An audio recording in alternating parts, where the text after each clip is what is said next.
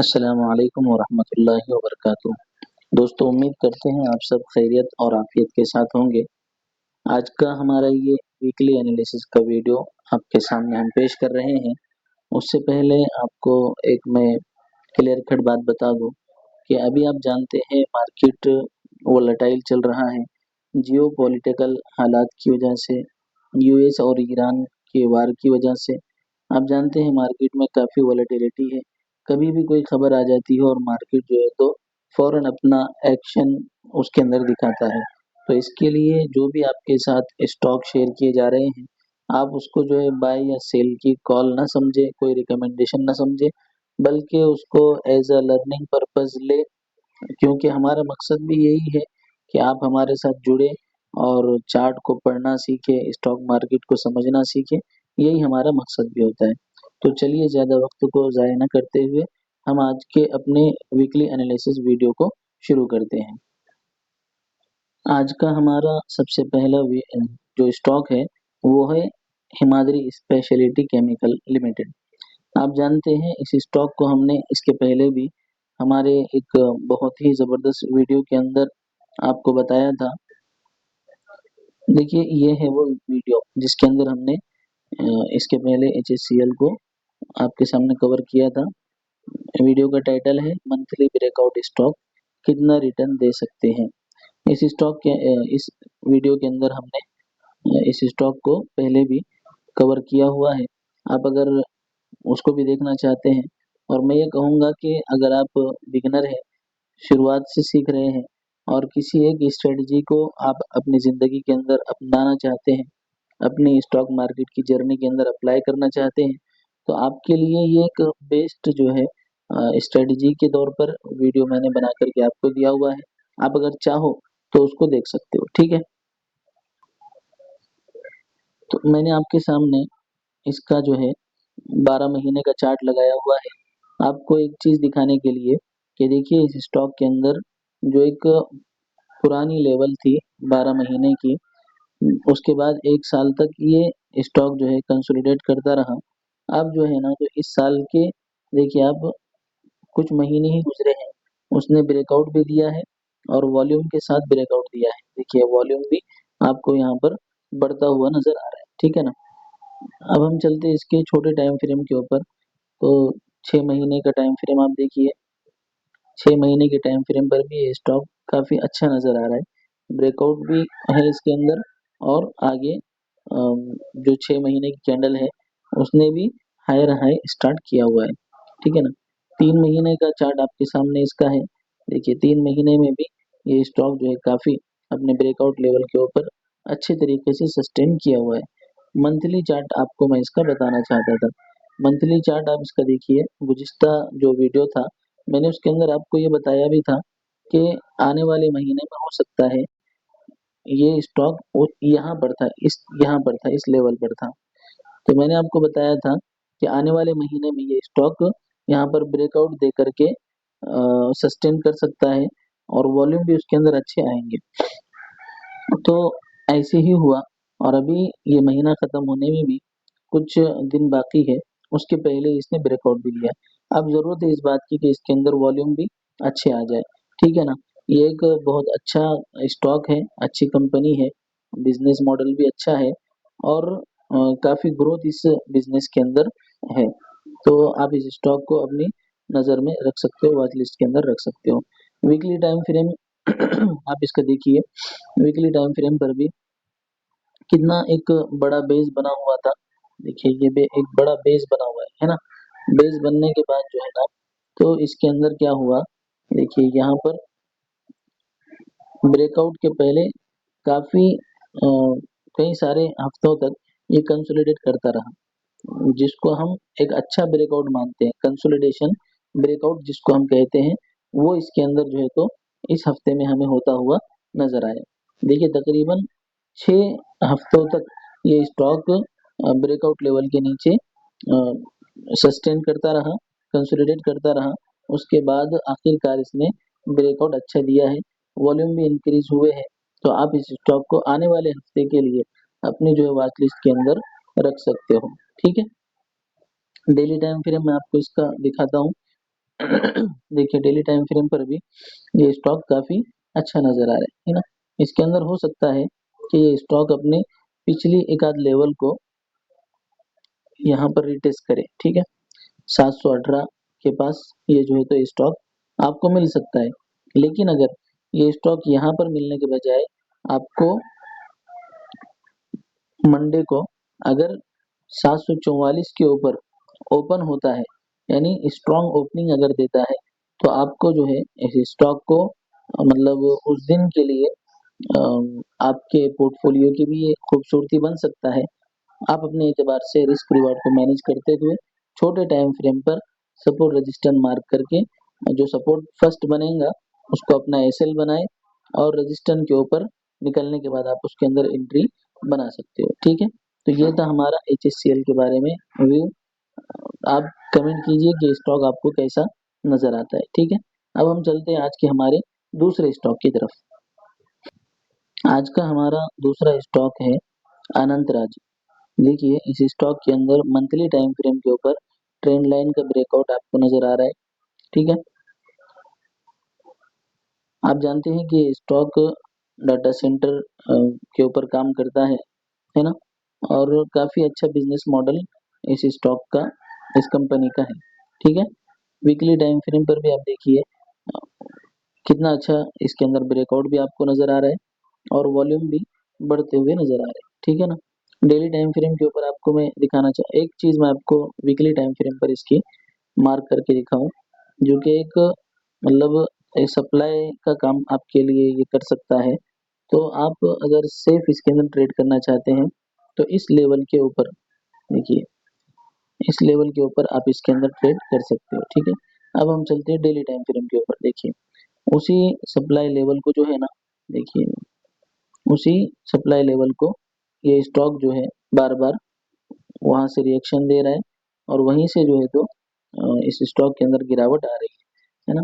काफी मर्तबा ऐसा इसके अंदर हो चुका है, लेकिन एक अच्छी चीज जो इसके अंदर मुझे नजर आ रही है वो ये है कि ये स्टॉक देखिए ये इस तरह से ये जो बना रहा है ना ये चीज, ये तो ये कहीं ना कहीं इस बात का सिग्नल है कि बायर इसके अंदर एक्टिव है ना।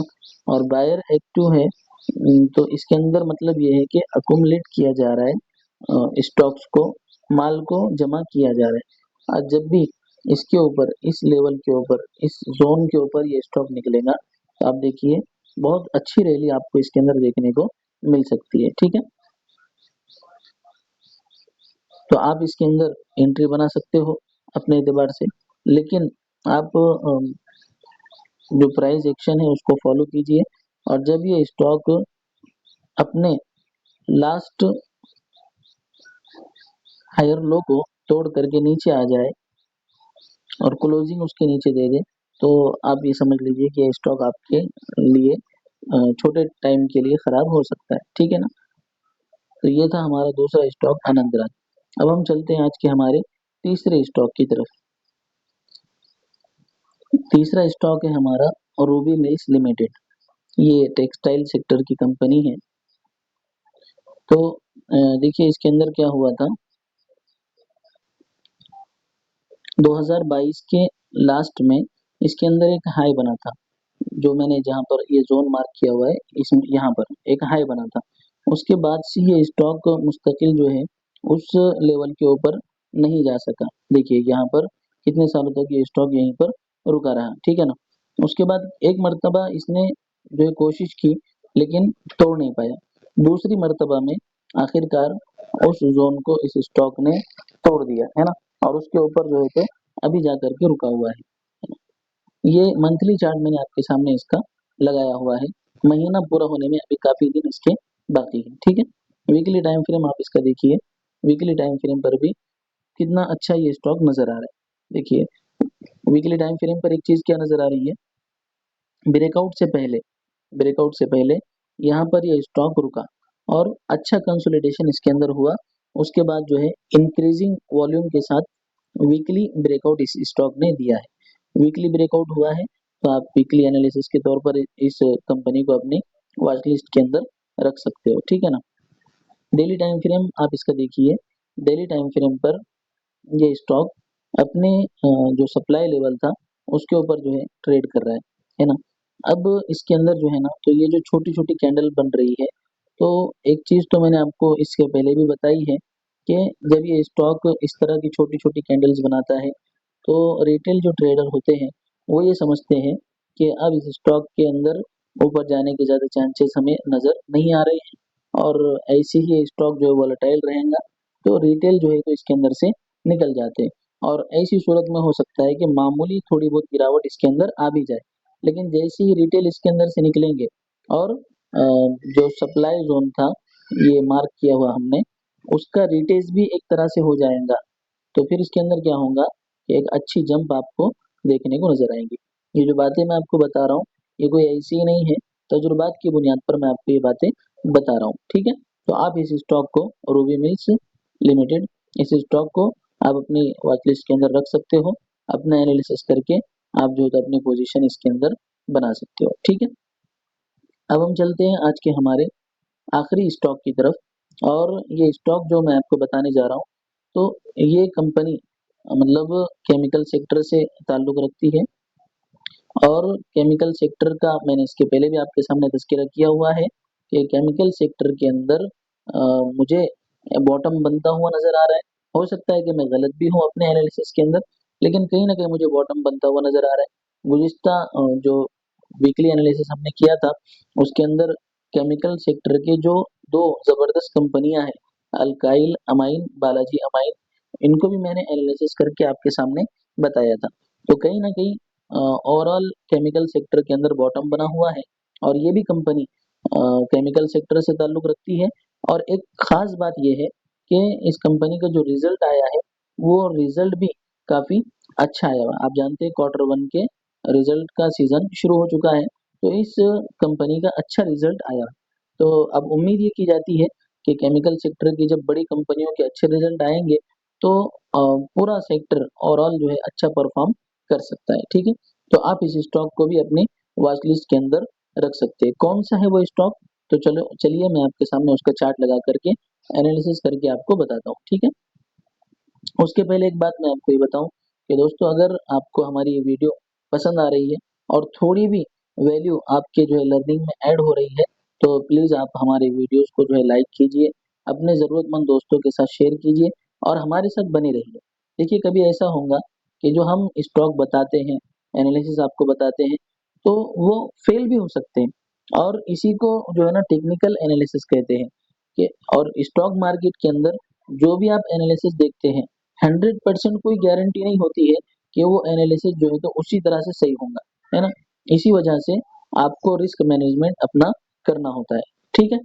तो अ, वक्त तो मैंने थोड़ा सा आपका ले लिया, लेकिन ये बात बताना जरूरी थी, वरना क्या होता है कि हमने वीकली एनालिसिस किया और वो स्टॉक नहीं चले तो लोग जो है तो डिमोटिवेट हो जाते हैं और अपनी लर्निंग पर शक करते हैं। कभी भी आप जो लर्निंग कर रहे हो, आपने जो सीखा हुआ है, आपकी जो स्ट्रेटजी है, उसके ऊपर शक मत कीजिए, है ना। आपकी स्ट्रेटजी जो है तो ये फेल नहीं हो सकती। हाँ, मार्केट के हालात जब बदलेंगे तो फिर भाई अच्छे से अच्छा डिमांड सप्लाई रहो वो भी फेल हो जाएगा।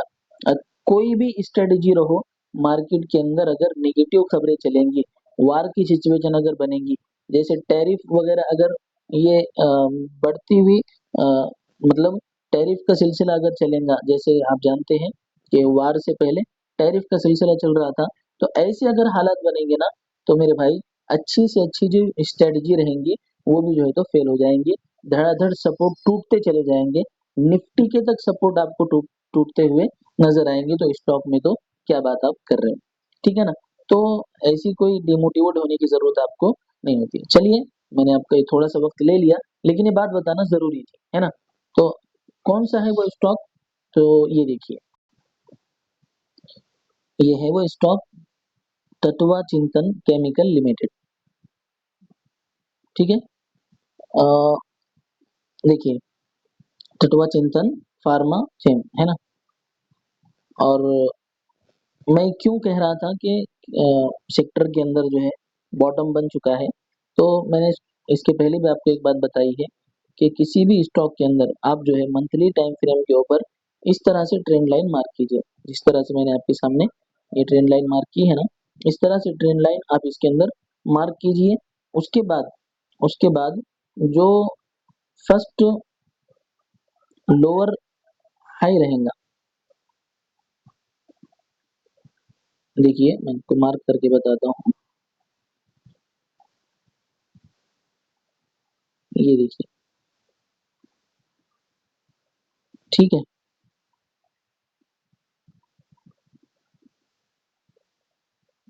ये देखिए, जब कोई स्टॉक इसके ऊपर निकल जाए, जैसे कि यहाँ पर निकला है ना, ये लोअर हाई था, ठीक है, ये लोअर लो था। तो अब होना ये चाहिए था कि अगर इसको नीचे जाना है तो ये हायर लो बनाने के बाद, ये हायर हाई बनाने के बाद यहाँ पर एक नीचे लोअर लो बनाता, लेकिन इसने लोअर लो नहीं बनाया, बल्कि एक वापस से हायर हाई इस स्टॉक ने बनाया है। तो अब इसके अंदर क्या हुआ कि देखिए, उसी हायर हाई के ऊपर ये स्टॉक जो है तो सस्टेन किया हुआ है, ठीक है, और वॉल्यूम भी इसके अंदर बढ़ते हुए आपको नजर आ रही है। तो ये एक बॉटम बनने की अलामत होती है। और इसके अंदर आप अगर कंफर्मेशन हासिल करना चाहते हैं तो देखिए, ये एक सप्लाई बना हुआ है इसका, है ना, अभी अभी के लिए ये एक सप्लाई इसका बना हुआ है, जो कि सप्लाई बहुत मतलब दूर है अभी, लेकिन ये एक सप्लाई इसका बना हुआ है। तो अगर आप कंफर्मेशन इसके अंदर हासिल करना चाहते हैं तो इसके ऊपर निकलने का इंतजार कीजिए, लेकिन उस वक्त तक आपका हो सकता है कि अगर आप इन्वेस्टर हो तो आपका रिस्क बढ़ जाए, ट्रेडर हो तो फिर आप जो है तो बार बार इसके अंदर छोटे मोटे ट्रेड इसके अंदर कर सकते हो, ठीक है। वीकली टाइम फ्रेम मैं आपके सामने इसका लगा करके बताता हूँ।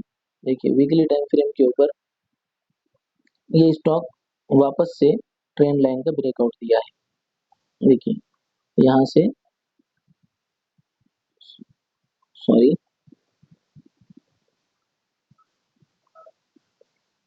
देखिए ये यहाँ से हमने ट्रेंड लाइन इसकी मार्क की,